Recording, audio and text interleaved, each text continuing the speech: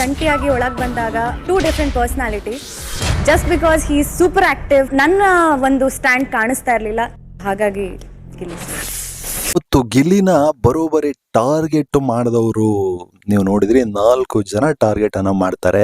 4 ಜನ ಟಾರ್ಗೆಟ್ ಅಲ್ಲಿ ಸ್ವಾಮಿ ಈ ಅಶ್ವಿನಿ ಗೌಡ ಬಿಡ್ರಿ ರೀ, ಅವ್ರು ಏನು ಸ್ಟಾರ್ಟಿಂಗ್ ಇಂದ ಇಲ್ಲಿವರೆಗೂ ಕೂಡ ಟಾರ್ಗೆಟ್ ಮಾಡ್ತಾನೆ ಇದ್ದಾರೆ. ಬಿಗ್ ಬಾಸ್ ಮನೆಯಿಂದ ಹೊರಗಡೆ ಹೋಗ್ಬೇಕಾದ್ರೂ ಕೂಡ ಇದೇ ಗಿಲ್ಲಿನ ಟಾರ್ಗೆಟ್ ಮಾಡೇ ಮಾಡ್ತಾರೆ. ಆದ್ರೆ ಸ್ವಾಮಿ ಕಾವ್ಯ ಶೈವ ಅವರು ಟಾರ್ಗೆಟ್ ಮಾಡಿದ್ರಲ್ಲ, ಅದನ್ನ ಸಹಿಸ್ಕೊಳಕ್ಕಾಗಲ್ಲ ಯಾರು. ಎಸ್, ಕಾವ್ಯನ ಈಗ ಒಂದ್ ಕಡೆ ಇಟ್ಕೊಂಡ್ರು. ನೀವು ಧನುಷ್ ಅವರು ಕೂಡ ನೀವು ನೋಡಿರ್ಬೋದು, ಅವರು ಕೂಡ ಹೇಳ್ತಾರೆ ಆಕ್ಚುಲಿ ಗಿಲ್ಲಿ ಅವರು ಕಾಮಿಡಿ ಮಾಡಿದ್ರೆ ನಾವು ತಗೋಬೇಕು, ಅದೇ ನಾವು ಕಾಮಿಡಿ ಮಾಡಿದ್ರೆ ಗಿಲ್ಲಿ ತಗೊಳಲ್ಲ ಅಂತ ಹೇಳ್ತಾನೆ. ಎಸ್ ಅಲ್ಲ ಸ್ವಾಮಿ, ನೀನ್ ಕಾಮಿಡಿ ಮಾಡ್ತೀಯ, ಯಾವಾಗ ನಿನ್ನ ಕಾಮಿಡಿಯನ್ ಅಂತ ಜನ ನಿನ್ನ ಸ್ವೀಕರಿಸಿದರೆ ಧನುಷ್ ಅವರೇ? ಆಕ್ಚುಲಿ ಸ್ವೀಕರಿಸಿರ್ತಕ್ಕಂಥದ್ದು ಇದೇ ಗಿಲ್ಲಿ ನಟನನ್ನ ಬಿಗ್ ಬಾಸ್ ಮನೆ ಒಳಗಡೆ ಎಲ್ಲರೂ ಕೂಡ ಈತ ಕಾಮಿಡಿ ಮಾಡ್ತಾನೆ, ಈ ಎಂಟರ್ಟೈನ್ಮೆಂಟ್ ಅಲ್ಲಿ ನಂಬರ್ 1 ಅಂತ ಬಿಗ್ ಬಾಸ್ ಮನೆ ಒಳಗಡೆಗೆ ಅವನನ್ನ ಸ್ವೀಕಾರ ಮಾಡಿದ್ದಾರೆ. ಹೊರಗಡೆ ಜನನೂ ಕೂಡ ಆತನನ್ನ ಸ್ವೀಕಾರ ಮಾಡಿದ್ದಾರೆ. ಆದ್ರೆ ಧನುಷ್ ಅವರೇ, ನಿಮ್ಮನ್ನ ಕಾಮಿಡಿನ ಅಂತ ಯಾರು ಸ್ವೀಕಾರ ಮಾಡಿಲ್ವೇ? ನೀವೇನಿದ್ರು ಸೀರಿಯಲ್ಗಳು ಮಾಡ್ಕೊಂಡು ಹೆಂಗೆ ಅವ್ರ ಮೇಲೆ ಇವ್ರ ಮೇಲೆ ಅವರು ದ್ವೇಷ, ಈ ರೀತಿಯಾದ ಒಂದು ಮುಖಚಹರೆಯನ್ನ ಜನ ನಿಮ್ಮಲ್ಲಿ ನೋಡಿದ್ದಾರೆ. ಹಾಗಾಗಿ ಗಿಲ್ಲುನು ಕೂಡ ಅದನ್ನೇ ನಿಮ್ಮಲ್ಲಿ ನಿಮ್ಮ ಒಂದು ವ್ಯಕ್ತಿತ್ವದಲ್ಲಿ ನೋಡ್ತಾನೆ. ಅದಕ್ಕೋಸ್ಕರ ನಿಮ್ಮನ್ನ ಕಾಮಿಡಿಯನ್ ಆಗಿ ಆತ ತೆಗೆದುಕೊಂಡಿಲ್ಲ. ಅದನ್ನ ನೀವು ಅರ್ಥ ಮಾಡ್ಕೊಳ್ತಾ ಇಲ್ಲ ಧನುಷ್ ಅವರೇ, ಅರ್ಥ ಮಾಡ್ಕೊತಾ ಇಲ್ಲ. ಇನ್ನು ರಿಷಾ ಅವರು, ರಿಷಾ ಗೌಡ ಅವರೇ, ನೀವು ಸ್ಟಾರ್ಟಿಂಗ್ ಅಲ್ಲಿ ಆಕ್ಚುಲಿ ಗಿಲ್ಲಿ ನೀವು ಒಳಗಡೆಗೆ ಬರ್ತಿರಲ್ವಾ, ಅವಾಗ ಗಿಲ್ಲಿಯನ್ನ ಯಾವ ರೀತಿ ಉಪಯೋಗಿಸ್ಕೊಳ್ತೀರಿ ಅಂತ ಇಡೀ ಕರ್ನಾಟಕದ ಜನ ನೋಡಿದ್ದಾರೆ. ಎಸ್ ರಿಷಾ ನೋಡಿದ್ದಾರೆ. ಆದ್ರೆ ಇವತ್ತು ನೀವು ಆತನನ್ನ ಟಾರ್ಗೆಟ್ ಮಾಡ್ತೀರಿ. ಎಸ್ ತಪ್ಪೇನಿಲ್ಲ ಬಿಡಿ, ಯಾಕೆಂದ್ರೆ ಯಾವಾಗ ಆತ ಇದು ಕಾವು ಅಂತ ಹೋದ್ನೋ ಗಿಲ್ಲಿ, ಅವಾಗ ನಿನ್ಗೆ ಸ್ವಲ್ಪ ಉರಿ.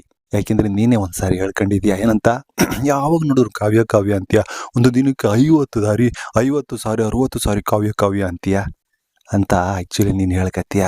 ಅಂದ್ರೆ ಆತ ನಿನ್ನನ್ನು ಫಾಲೋ ಅಪ್ ಮಾಡಿದ್ರೆ ಅಥವಾ ನಿನ್ನ ಹಿಂದೆ ಬಿದ್ದಿದ್ರೆ, ಸ್ಟಾರ್ಟಿಂಗ್ ಅಲ್ಲಿ ಏನು ಬಿದ್ದಿದ್ನೋ ಆ ರೀತಿ ಈಗ ಇದೆಯಲ್ಲ, ಇಲ್ಲಿವರೆಗೂ ನಿನ್ನ ಹಿಂದೆ ಬಿದ್ದಿದ್ರೆ ಅಥವಾ ಕೊನೆಯವರೆಗೂ ನಿನ್ನಿಂದ ಬಿದ್ದಿದ್ರೆ ನೀನು ತುಂಬ ಖುಷಿಯಾಗ್ಬಿಡುವೆ, ಖುಷಿಯಾಗ್ಬಿಡುವೆ. ಅದನ್ನು ಉಪಯೋಗಿಸಿಕೊಂಡು ಕೊನೆಯವರೆಗೂ ನೀನು ಆಕ್ಚುಲಿ ಜರ್ನಿ ಮಾಡ್ಕೊಂಡು ಬಂದ್ಬಿಡುವೆ ಬಿಗ್ ಬಾಸ್ ಮನೇಲಿ, ಅಥವಾ ಗೆದ್ದು ಬಿಡುವೆ ಅಂತ ಅನ್ಕೋ. ರಿಷಾ ಗೌಡ ಅವರೇ, ನಿಮ್ಗೆ ಹೇಳ್ತಾ ಇರ್ತಕ್ಕಂಥದ್ದು. ಆದ್ರೆ ಗಿಲ್ಲಿ ಆ ಒಂದು ಕೆಲಸವನ್ನ ಮಾಡಿಲ್ಲ.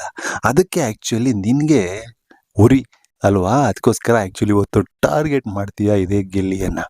ಎಸ್, ನಮಗೆ ಈ ರಿಷಾ ಟಾರ್ಗೆಟ್ ಮಾಡಲಿ, ಧನುಷ್ ಟಾರ್ಗೆಟ್ ಮಾಡಲಿ, ಅಶ್ವಿನಿ ಗೌಡ ಅವರೇ, ನೀವು ಬಿಗ್ ಬಾಸ್ ಒಳಗಡೆ ಮನೆ ಒಳಗಡೆಗೆ ಬರ್ತಿರಲ್ಲ, ಅವಾಗಿಂದನೂ ಕೂಡ ಗಿಲ್ಲಿಯನ್ನ ಆ್ಯಕ್ಚುಲಿ ನೀವು ಟಾರ್ಗೆಟ್ ಮಾಡ್ಕೊಂಡು ಬಂದ್ರಿ. ನೀನು ಅನ್ಬೇಡ ಅಂತ ಸ್ಟಾರ್ಟಿಂಗಲ್ಲೇ ನೀವು ಆತನಿಗೆ ಖ್ಯಾತಿಯನ್ನು ತೆಗೆದ್ರಿ, ಆಯ್ತಾ. ಆ ನಂತರ ನೋಡಿದ್ದೀವಿ ನಮ್ಗೆ ಯಾವ ರೀತಿ ಕಂಡುಬಿಡ್ತು ಅಂದರೆ, ಸಂಪತ್ತಿಗೆ ಸವಾಲಲ್ಲಿ ಡಾಕ್ಟರ್ ರಾಜ್ಕುಮಾರ್ ಮತ್ತು ಹೀರೋಯಿನ್ ಇದ್ದಾರಲ್ವಾ, ಆ ಒಂದು ರೀತಿ ನೀವು ಆ್ಯಕ್ಚುಲಿ ಸಿರಿವಂತಿಕೆಯಲ್ಲಿ ಏನು ಅಹಂಕಾರದಲ್ಲಿ ಮೆರೆಯುವಂಥ ಒಂದು ಹೆಣ್ಣಾಗಿ ಕಾಣಿಸ್ಕೊಂಡ್ರಿ. ಆತ ಬಡವರ ಮಗನಾಗಿ, ನಿಮ್ಮ ಸೊಕ್ಕನ್ನು ಮುರಿಯುವಂಥ ಮಗನಾಗಿ ನಮಗೆ ಗೋಚರವಾದರು ಬಿಗ್ ಬಾಸ್ ಮನೆಯಲ್ಲಿ ಅಲ್ವಾ. ಹಾಗಾಗಿ ಈ ಅಶ್ವಿನಿ ಗೌಡ ಅವ್ರಿಗೆ ಚೆನ್ನಾಗಿ ಗೊತ್ತು, ಏನು ಬಿಗ್ ಬಾಸ್ ಮನೇಲಿ ಆ್ಯಕ್ಚುಲಿ ಸ್ಟ್ರಾಂಗ್ ಆಗಿರ್ತಕ್ಕಂಥದ್ದು ಗಿಲ್ಲಿಯವರು ಏನಾದರೂ ಮಾಡಿ ಈತನನ್ನ ಹೊರಗಡೆ ಕಳಿಸ್ಬಿಟ್ರೆ ಅಥವಾ ಈತನ ಸೊಕ್ಕನ್ನು ಮುರಿದು ಬಿಟ್ರೆ ಈತ ಗೆದ್ಕೊಂಡು ಹೋಗ್ತಾನೆ ಬಿಗ್ ಬಾಸ್ನಲ್ಲಿ ಅಂತ ಆತನಿಗೆ ಏನೇನು ಕಾಟ ಕೊಡಬಾರ್ದು ಎಲ್ಲ ಕಾಟವನ್ನು ಕೊಟ್ಟು ಕುಗ್ಗಿಸುವ ಕುತಂತ್ರವನ್ನು ಮಾಡಿದ್ದು ಇದೇ ಅಶ್ವಿನಿ ಗೌಡ. ಎಸ್, ಇವತ್ತು ಅದನ್ನೇ ಮಾಡ್ತಾರೆ. ಆ್ಯಕ್ಚುಲಿ ಪರ್ಸನಲ್ ಆಗಿ ಟಾರ್ಗೆಟ್ ಮಾಡ್ತಾರೆ ಬಿಗ್ ಬಾಸ್ ನನ್ನನ್ನು ಅಂತ ಆ್ಯಕ್ಚುಲಿ ನೀವು ಹೇಳ್ಕೊತೀರಿ. ಎಸ್, ಹಂಗಂತ ಹೇಳ್ಕೊಂಡು ಆ ಸ್ಪ್ರೇ ಹೊಡೆಯೋದೇನು ಹೊಡೆದ್ರಿ. ನನಗೆ ಈ ಅಶ್ವಿನಿ ಗೌಡನೋ ಈ ರಿಷಾ ಗೌಡ್ರೇ ಅಲ್ಲ, ಆಮೇಲೆ ಧನುಷ್ ಅವರಾಗಿರ್ಬೋದು, ಇವ್ರು ಯಾರು ಕೂಡ ಸ್ವಾಮಿ ಟಾರ್ಗೆಟ್ ಮಾಡಿದರೆ ನನಗೆ ಬೇಜಾರಾಗ್ತಾ ಇರಲಿಲ್ಲ. ಇಲ್ಲಿ ಕಾವ್ಯ ಶೈವ ಅವರು ಯಾಕೆ ಈ ಗಿಲ್ಲಿನ ಟಾರ್ಗೆಟ್ ಮಾಡಿದ್ರು? ಅವರು ಒಂದು ಕಡೆ ಹೇಳ್ಕೊತಾರೆ, ನಾವಿಬ್ಬರು ಬಿಗ್ ಬಾಸ್ ಮನೆ ಒಳಗಡೆ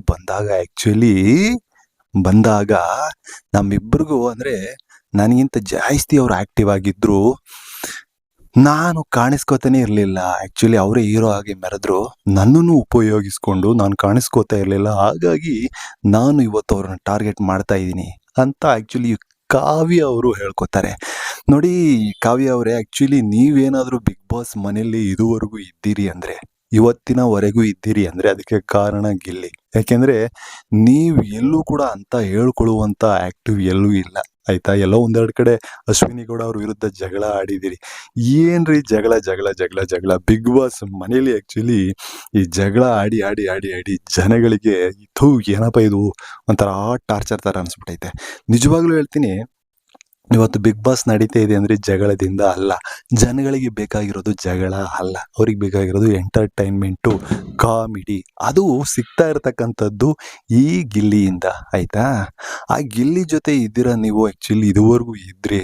ನಿಜವಾಗ್ಲೂ ಕಾವ್ಯ ಅವರೇ, ನೀವು ನಿಜವಾಗ್ಲೂ ಈ ಲೆವೆಲ್ಗೆ ಆತನನ್ನು ಟಾರ್ಗೆಟ್ ಮಾಡ್ತೀರಿ ಗಿಲ್ಲಿಯನ್ನು. ಗಿಲ್ಲಿ ಮೇಲೆ ಈ ಮಟ್ಟಿಗೆ ಒಂದು ದ್ವೇಷ ಇದೆ ಅಂತ ನಿಜವಾಗ್ಲೂ ನಮ್ಗೆ ಗೊತ್ತಿರಲಿಲ್ಲ. ಆ್ಯಕ್ಚುಲಿ ಇವತ್ತಿನಿಂದ ಗಿಲ್ಲಿ ಏನಾದರೂ ಎಚ್ಚೆತ್ಕೊಂಡ್ರೆ ನೀವು ಯಾವಾಗ ಟಾರ್ಗೆಟ್ ಮಾಡಿ ಪುಸು ಪುಸು ಪುಸು ಅಂತ ಹೊಡೆದ್ರು ನೋಡಿ, ಇವತ್ತೇನಾದರೂ ಈ ಒಬ್ಬ ಗಿಲ್ಲಿ ಎಚ್ಚೆತ್ತುಕೊಂಡ್ರೆ ನಿಜವಾಗ್ಲೂ ಅವನಿಗೆ ಎತ್ಕೊಂಡಂಗೆ. ಆಮೇಲೆ ನೀವೇನು ಎಚ್ಚೆತ್ಕೊಂಡಿದ್ದೀನಿ ಅಂತ ಅಂದ್ಕೊಂಡಿದ್ದೀರಿ, ಹಾಗಾಗಿ ನೀವು ಕೂಡ ಸಪ್ರೇಟಾಗಿ ಆಟ ಆಡಿ ನಿಮ್ಮ ಒಂದು ಶಕ್ತಿ ಏನಿದೆ ಅದನ್ನು ಪ್ರದರ್ಶನ ಮಾಡಿ ನಿಜವಾಗ್ಲೂ. ಆವಾಗ ನಾವು ಹೇಳ್ತೀವಿ, ಓಕೆ ಈಕೆಗೆ ಗಿಲ್ಲಿಯ ಅವಶ್ಯಕತೆ ಇಲ್ಲ, ಈಕೆ ಸಪ್ರೇಟಾಗಿ ಆಟ ಆಡಬಲ್ಲಳು ಅಂತ ನಾವು ಅಂತೀವಿ. ಇವತ್ತಿನವರೆಗೂ ಕೂಡ ಏನು ವೀಕ್ಗಳು ಕಳೆದಿದೆ ಎಲ್ಲ ವೀಕಲ್ಲೂ ಕೂಡ ನಮಗೆ ಕಾಣಿಸಿದ್ದು ಗಿಲ್ಲಿಯ ಪಕ್ಕದಲ್ಲಿ ಕಾವ್ಯ ಅಂತ. ಜನ ಇಷ್ಟಪಟ್ಟಿರ್ತಕ್ಕಂಥದ್ದು ಕೂಡ ಗಿಲ್ಲಿ ಕಾವ್ಯ ಲವ್ ಸ್ಟೋರಿ ಅಂತ.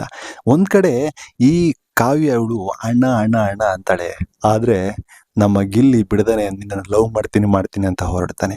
ಅಲ್ಲ ರೀ, ಅವನ ಒಂದು ಮುಗ್ಧತೆ ನೋಡೋದು ಏನಾದರೂ ಆಗಿರ್ಬೋದು, ಅದು ಬೇಕಾಗಿರೋ ಎಂಟರ್ಟೈನ್ಮೆಂಟ್ ಮಾಡ್ತಾ ಇರ್ಬೋದು ಅಥವಾ ಡ್ರಾಮಾಗಳಾಗಿರ್ಬೋದು. ಒಂದು ವೇಳೆ ನಿಜ ಆಗ್ಬಿಟ್ಟಿದ್ರು ಕೂಡ ಆತನಿಗೇನು ಮದುವೆ ಆಗಿರಲಿಲ್ಲ, ಈಕೆಗೂ ಕೂಡ ಏನು ಮದುವೆ ಆಗಿರಲಿಲ್ಲ.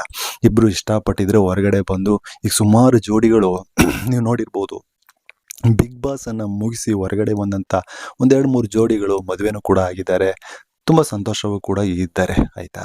ಹಾಗಂತ ನಾವೇನು ಆ ಮಟ್ಟಿಗಿನ ಆಸೆಯನ್ನು ಪಟ್ಟಿರಲಿಲ್ಲ. ಅದು ನಿಮ್ಮ ನಿಮ್ಮ ಮನಸ್ಸಿಗೆ ಸಂಬಂಧಪಟ್ಟಿದ್ದು, ನಿಮ್ಮ ನಿಮ್ಮ ಕನಸುಗಳಿಗೆ ಸಂಬಂಧಪಟ್ಟಿದ್ದು. ಯಾಕೆಂದರೆ ನೀವೆಲ್ಲರೂ ಅಂತೀರ ಗಿಲ್ಲಿ ಆ್ಯಕ್ಚುಲಿ ಹೆಣ್ಮಕ್ಳ ಜೊತೆ ಹಿಂದೆ ಏನು ಇದರಲ್ಲಿ DKD ಆಗಿರ್ಬೋದು, ಅಲ್ಲೆಲ್ಲವೂ ಕೂಡ ಅಲ್ಲೂ ಕೂಡ ರೇಗಿಸ್ತಾ ಇದ್ದ, ಇಲ್ಲೂ ಅದೇ ರೀತಿ ರೇಗಿಸ್ತಾ ಇದ್ದಾನೆ ಅಂತ ನೀವು ಹೇಳ್ಕೋಬಹುದು. ಬರೀ ರೇಗಿಸಿದ್ರೆ ಆ್ಯಕ್ಚುಲಿ ಆ ಕಡೆಯಿಂದ ರಿಯಾಕ್ಷನ್ ಬರಬೇಕಲ್ವ. ಅದೇ ರೀತಿ ಈ ಕಾವ್ಯದಿಂದ ಯಾವುದೇ ರೀತಿಯ ಒಂದು ಸಪೋರ್ಟ್ ಸಿಗಲಿಲ್ಲ ಆ ಒಂದು ಪ್ರೀತಿಗೆ. ಹಾಗಾಗಿ ಬೇಡ ಬಿಡಿ. ಆದರೆ ಒಂದು ಏನಪ್ಪ ಅಂದ್ರೆ ಶಕ್ತಿಯಾಗಿದ್ದು ಈ ಕಾವ್ಯಗೆ ಗಿಲ್ಲಿ. ಇವತ್ತು ಸಂಪೂರ್ಣವಾಗಿ ಒಂದು ವೇಳೆ ಈಗ ಏನು ಇವಾಗ ಹೇಳಿದಾಳೆ ನಾನು ಟಾರ್ಗೆಟ್ ಮಾಡ್ತೀನಿ ಹಾಗೆ ಹೀಗೆ ಅಂತ ಹೇಳಿ ಆ್ಯಕ್ಚುಲಿ ಆತನಿಂದ ಏನಾದರೂ ದೂರ ಆದರೆ ಅವಳ ಶಕ್ತಿ ಯಾವ ರೀತಿ ಇದೆ ಅಂತ ಕಾಯೋಕೆ ಇಡೀ ಕರ್ನಾಟಕದ ಜನ ಕಾಯ್ತಾ ಇದ್ದಾರೆ ಸ್ವಾಮಿ. ಎಸ್, ಅಂದಾಗೆ ನೀವು ನೋಡಿರ್ಬೋದು, ಈಗ ನಿಜವಾದ ಗಿಲ್ಲಿಯ ಆಟ ಸ್ಟಾರ್ಟ್ ಆಗುತ್ತೆ ಅಂತ ಹೇಳ್ಬೋದು.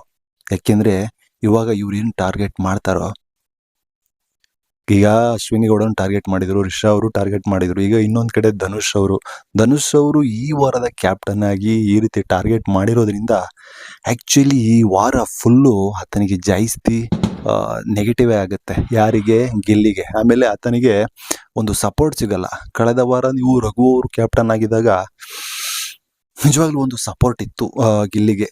ಗೊತ್ತಿಲ್ಲದೇನೋ ಒಂದು ನ್ಯಾಯದ ಪರವಾಗಿ ರಘು ಅವರು ನಿಂತ್ಕೊಳ್ತಾ ಇದ್ರು. ಆದರೆ ಈ ವಾರ ಇಲ್ಲಿ ಗಿಲ್ಲಿಗೆ ಸಪೋರ್ಟ್ ಸಿಗ್ತಾ ಇಲ್ಲ ಧನುಷ್ ಅವ್ರ ಕಡೆಯಿಂದ. ಧನುಷ್ ಅವರು ಕೂಡ ಟಾರ್ಗೆಟನ್ನು ಮಾಡ್ತಾ ಇದ್ದಾರೆ. ಒಂದು ಕಡೆ ಎಲ್ಲೋ ಅಶ್ವಿನಿ ಮತ್ತು ರಿಷಾ ಅವ್ರ ಕಡೆ ಸರ್ಕೊಳ್ತಾ ಇದ್ದಾರೆ ಅನ್ನೋ ಧನುಷ್ ಅವರು ಅನ್ನೋದು ನಮಗೆ ಕಾಣ್ತಾ ಇದೆ. ಹಾಗಾಗಿ ಈ ವಾರ ನಿಜವಾಗ್ಲೂ ಒಂದು ಒಳ್ಳೆ ಇದು ಕೂಡ ಕಾಟದ ವಾರ, ಆಮೇಲೆ ಇದು ಒಂದು ಟಾರ್ಚರ್ ವಾರ ಅಂತ ಹೇಳ್ಬೋದು ಗಿಲ್ಲಿಗೆ. ನೋಡೋಣ. ಆದರೆ ಇಲ್ಲಿ ಇನ್ನೊಂದೇನಪ್ಪ ಅಂತಂದರೆ ತುಂಬ ಜನ ಹೇಳ್ತಾ ಇರ್ತಕ್ಕಂಥದ್ದು, ನೀವು ಯಾರು ಏನೇ ಟಾರ್ಗೆಟ್ ಮಾಡಿ, ಆದರೆ ನೀವು ಟಾರ್ಗೆಟ್ ಮಾಡಿದಷ್ಟು ಕೂಡ ಫೈನಲ್ಗೆ ಬರ್ತಕ್ಕಂಥದ್ದು ಗಿಲ್ಲಿ. ಏಕೆಂದರೆ ಕರ್ನಾಟಕದ ಜನ ಈಗಾಗಲೇ ಸ್ವೀಕಾರ ಮಾಡಿಬಿಟ್ಟಿದ್ದಾರೆ ಗಿಲ್ಲಿ. ಹಾಗೆ ಇನ್ನೊಬ್ಬರು ಕಳೆದ ವಾರ ಕ್ಯಾಪ್ಟನ್ ತುಂಬ ಚೆನ್ನಾಗಿ ನಿಭಾಯಿಸಿದ್ದಾರೆ, ರಘು ಅವರು ಬರ್ತಾರೆ. ಹಾಗೆ ಇನ್ನೊಬ್ಬರು ನಮ್ಮ ರಕ್ಷಿತಾ ಶೆಟ್ಟಿನೂ ಕೂಡ ಬರ್ತಾರೆ ಅಂತ ತುಂಬ ಜನ ಹೇಳ್ತಿದ್ದಾರೆ. ಆದರೆ ಈ ಮುಂದಿನ ದಿನಗಳಲ್ಲಿ ಯಾವ್ದು ಏನು ಬೇಕಾದರೂ ಆಗ್ಬೋದು. ಯಾಕೆಂದರೆ ಇವಾಗ ತುಂಬ ಕಡಿಮೆ ವಾರದಲ್ಲಿ ಗಿಲ್ಲಿಯನ್ನು ತುಂಬ ಅಂದರೆ ತುಂಬ ಜನ ಇಷ್ಟಪಟ್ಟು ಅಪ್ಕೊಂಡಿದ್ದಾರೆ. ಮುಂದಿನ ದಿನಗಳಲ್ಲಿ ಯಾವುದು ಹೇಗೆ ಬೇಕಾದರೂ ಆಗ್ಬೋದು. ಗಿಲ್ಲಿಯ ಆಟದ ಮೇಲೆ ಇದೆಲ್ಲವೂ ಕೂಡ ನಿಂತಿರುತ್ತೆ.